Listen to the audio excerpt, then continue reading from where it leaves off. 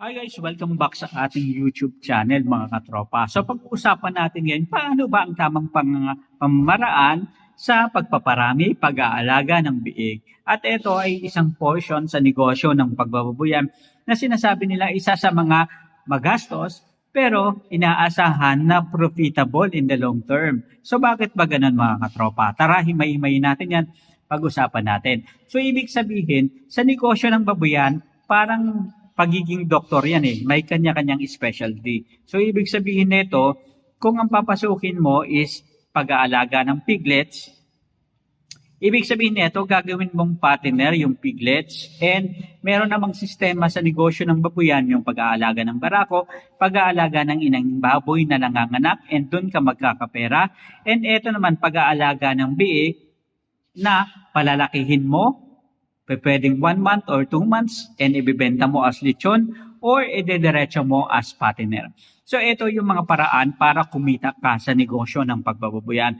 Ngayon tatalakayin natin at pag-uusapan natin itong pag-aalaga ng biik. So dalawang sistema ang pag-uusapan natin.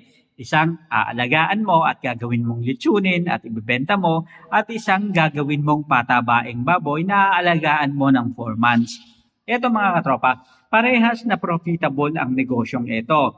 Sa isang banda, meron lang disadvantage sa negosyo ng patabaing baboy. Dito pumapasok yung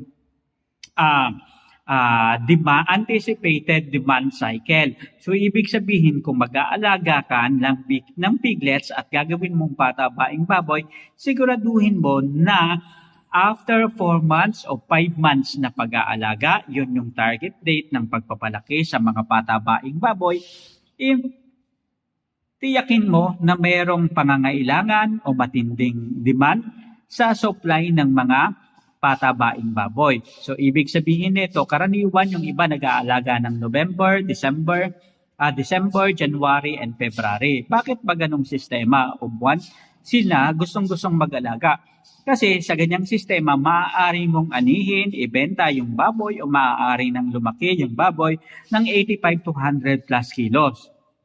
Sa ganyang sistema, pagpasok ng March, sabi nila graduation, April, after ng Holy Week, and then dire-diretso na ng Mayo, tumataas at dumarami yung demand ng baboy. Bakit kapag Mayo? Kasi kapag Mayo, piyestahan. So, ibig sabihin, nandun ka agad yung pangangailangan sa baboy and nandun ka agad yung kailangan ng mas maraming supply. And alalahanin natin na kapag Mayo, hindi lang naman isang barangay, isang bayan ang nagpipiesta. Halos karamihan, sunod-sunod na barangay, sunod-sunod na bayan, nagpipiesta. And sa ganyang sistema, and maliban dyan, yung mga nagbabakasyon, both local and tourist, mga OFW na galing sa ibang bansa, nagbabakasyon. At sa ganyang sistema, lumalaki yung demand at pangangailangan sa mga pagkain o karneng baboy. So, ibig sabihin lang nito, may chance na kumita ka dahil nga mataas yung demand o anticipated cycle ng demand ng baboy. Ngayon, doon naman sa mga piglets, mga katropa, pwede nating ipasok yung sistema na maaari kang kumita kapag pinalaki mo yung baboy ng 12 kilos or pwedeng hanggang 25 kilos o 30 kilos dahil yun naman talaga yung regular na demand sa mga piglets na gagawing lechonin. So, ibig sabihin nito, marami tayong mga nakausap na naglilechon, ayaw nila na maglechon ng mga extra large kasi nga medyo mahirap at halos konti lang yung bumibili. Karaniwan ang demand sa mga lechon is yung mga 15 kilos hanggang 25 kilos o 30 kilos.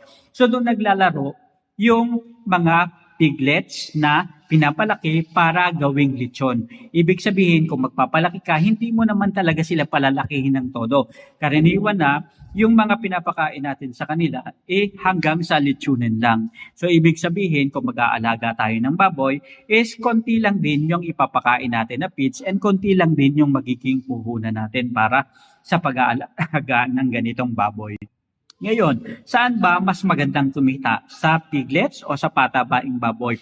Ibig sabihin, bago natin pasukin ang mga negosyo na katulad nito, kailangan may masusi tayong pag-aaral. Ibig sabihin, kung litsunin yung target natin, kailangan lagi tayong nag-anticipate na sino ba ang pwede kong supplyan ng mga piglets ko kapag inalagaan ko. Dapat bago pang magbentahan, sabi nga ng mga negosyante, dapat alam na natin kung kanino yung babagsakan natin, sino yung kausap natin, at kanino natin ibibenta yung produkto. Kasama na rin dyan mga katropa na kapag hindi naman siya naibenta, ano yung option na gagawin natin? So, ibig sabihin nito, pwede kong palakihin yung mga alaga kong baboy and pwedeng idiretso ko na ng patiner. Ibig sabihin, kung ang puhunan ko sa isang piglets ay 3,000 hanggang 5,000, and pakakainin ko, kung litsunin lang yung gagawin ko, pakakainin ko ng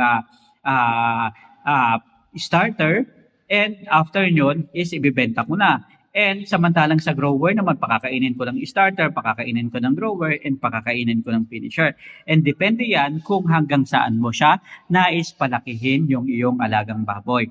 So may kanya-kanyang technique din sa pag-aalaga nito at pagpapakain nito, wastong nutrisyon, yung tamang pag-aalaga, dahil yung mga baboy na katulad nito, piglets man o patiner man, biik man o litsunin man ang gagawin natin, kailangan may wastong pag-aalaga. Importante na matutunan natin ano-ano ba yung mga vaccine, vitamins na kailangan kong ibigay sa aking mga alagang baboy para hindi sila magkasakit. Ganon din, i-anticipate natin. Ibig sabihin, kailangan nating kwentahin yung mga pakain na ibibigay natin sa mga alagang baboy na katulad nito, dahil halos 60% to 70% and maximum na siguro yung 80% ng gastos sa negosyo ng pagbabuyan nanggagaling dito sa pakain sa ating mga alagang baboy. Kaya importante na dapat alamin natin paano ba yung cycle ng pagpapakain ko and gaano ba karami yung ipapakain ko sa aking mga alagang baboy sa bawat month na inaalagaan ko sila. Ibig sabihin, every period lagi tayong check kung dapat na bang i-adjust yung pakain sa ating mga baboy para at least kung patabaing baboy ito, hindi sila mabansot and lumaki sila ayon sa kanilang kulang at edad. So ibig sabihin, kailangan nating i-monitor ito dahil ito ang makakatulong sa atin para mas lalo tayong kumita sa negosyo ng pagbabuyan. Ibig sabihin, yung mga simpleng bagay na pwede nating i-control, makakatulong sa atin para sa bandang huli, mas lalo tayong kumita and hindi tayo malugi sa negosyong ito. Importante na magkaroon tayo ng sapat na kaalaman at magtanong tayo sa mga katropa nating magbababoy sa mga paligid na nag-aalaga na ng baboy, lalong-lalo na kung baguhan tayo sa negosyong ito para magabayan nila tayo ng wasto at tamang pag-aalaga ng mga baboy, lalo na pagdating sa patiner mga katropa. So yun lang, maraming salamat sa pagsama sa ating ngayong araw na to. Isa na namang kwentuhan tungkol sa usapang business. Ayan, hanggang sa muli, maraming salamat. Paalam.